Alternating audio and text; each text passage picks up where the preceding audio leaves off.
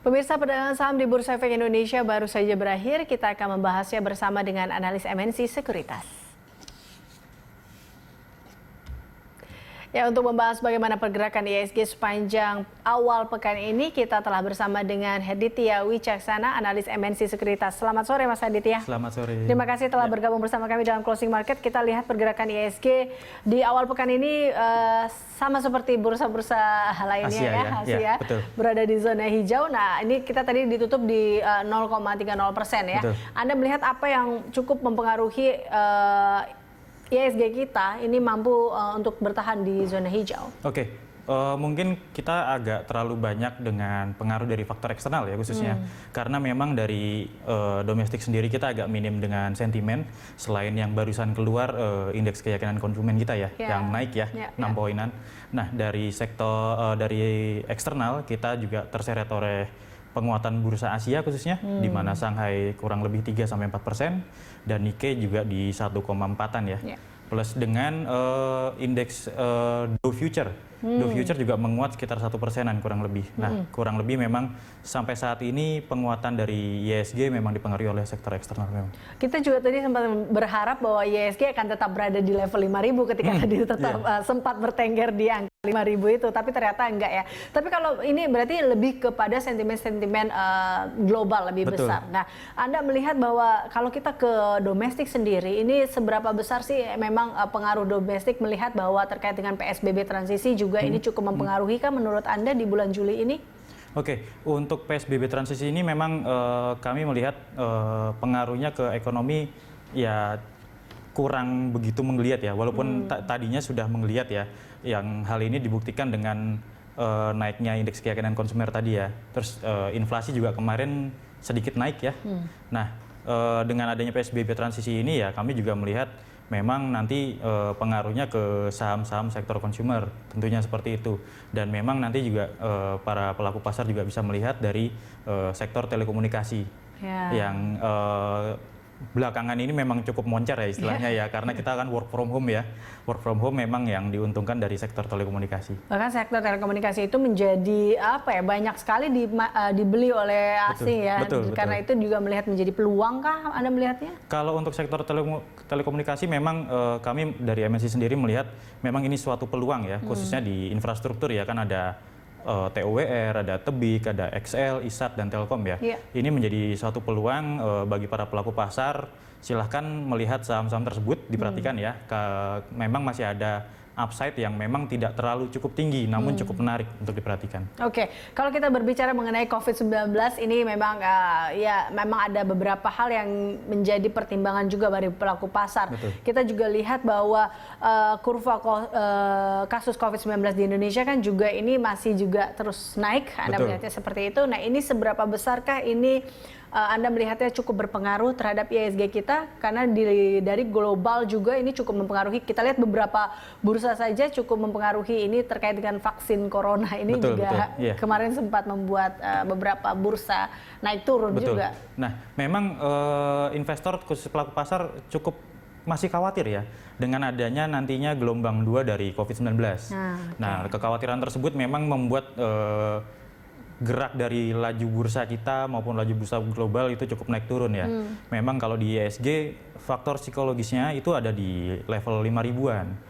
Namun kami melihat memang masih ada resisten di 5.020 agar IHSG nanti mampu melaju dengan baik gitu ya, istilahnya seperti itu. Nah, dari COVID sendiri memang kemarin sempat ada sentimen positif ya. Terkait ada dua istilahnya dari sektor healthcare di US yang telah menemukan vaksinnya ya, sedang mengembangkan vaksin COVID. Itu juga menjadi salah satu katalis positif. Oke, sama ini kalau kita lihat itu dari luar, bagaimana mereka mampu untuk atau upaya-upaya yang dilakukan untuk langkah COVID-19.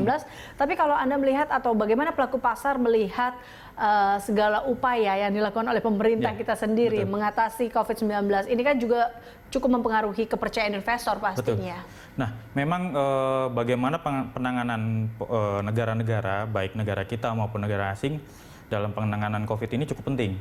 Masalahnya adalah apabila nanti kita lihat di Amerika telah menggelontorkan stimulus-stimulus ya, untuk membeli surat berharga dan sebagainya untuk meningkatkan perekonomian mereka. Begitu juga di Eropa.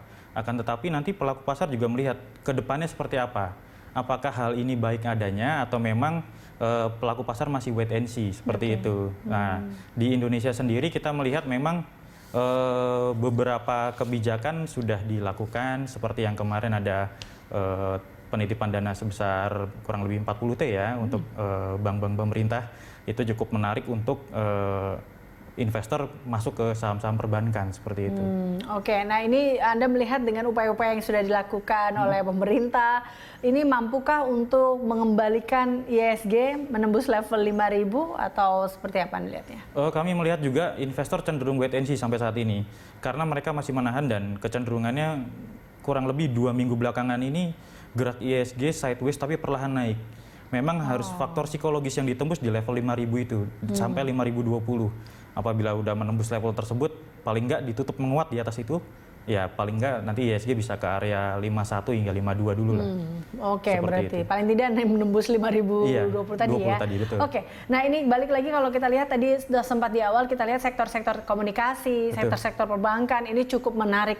Anda lihat ini kan dua sektor itu masih akan menjadi atau mencuri perhatian pelaku pasar di pekan ini? Ya, kalau secara teknikalnya kami memang melihat untuk sektor-sektor telekomunikasi memang masih ada upside ya. Untuk sektor perbankan ini perlu dicermati, kemungkinan memang sektor perbankan itu kan penggerak IHSG karena bobotnya lebih besar ya. Nah, kita perlu cermati khususnya di saham-saham yang besar seperti BCA, BNI, Mandiri, dan BRI. Kita lihat pergerakannya. Kalau dari saya sendiri, secara teknikal memang saham-saham perbankan bisa dilirik, maksudnya kita bisa melakukan buy on weakness ke depannya seperti itu. Karena memang untuk BCA level 30.000 itu sangat kuat sekali ya, yang mungkin sampai saat ini tadi belum tertembus. Dan kemudian sektor, walaupun udah turun tapi belum tembus. Iya, belum turun belum tembus juga. Dan kemudian selain itu kami melihat dari sektor konstruksi. Kita lihat dari sektor konstruksi yang baru saja tadi siang ini baru jalan. Nah, ini patut diperhatikan ke depannya ya, karena kita lihat memang properti ini jalannya masih cenderung agak lambat. Itu pelaku pasar bisa memperhatikan sektor properti. Oke, nah bagaimana dengan sektor jasa dan manufaktur menurut Anda?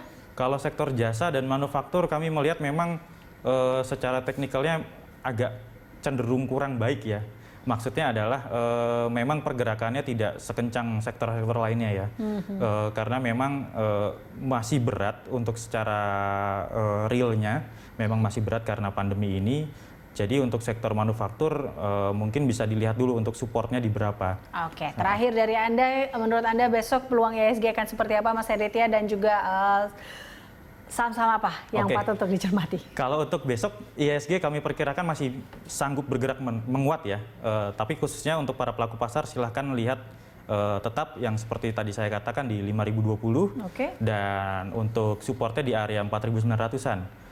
Karena ada kemungkinan memang ya agak koreksi dikit nggak ada masalah ya, 4930, 4950 tidak ada masalah. Namun perlu dicermati support dan resistannya. Untuk besok kami melihat saham-saham emiten mining ya, PTBA, Inco itu silahkan dicermati. Kemudian perbankan dari BNI, BCA itu cukup baik, dan kemudian memang ada dua emiten ya, Gudang Garam dan HMSP ini cukup menarik untuk dilihat di area 1.600-an karena memang ada berita yang cukup tidak mengenakan ya, karena pajak cukainya cukainya dinaikkan kembali untuk tahun besok seperti itu. Oke, baik. Terima kasih Mas Aditya telah bergabung bersama kami dalam Closing Basket, dan pemirsa kami akan kembali dengan informasi perdagangan komoditas bersama Jakarta Future Exchange. Tetaplah di Closing Market.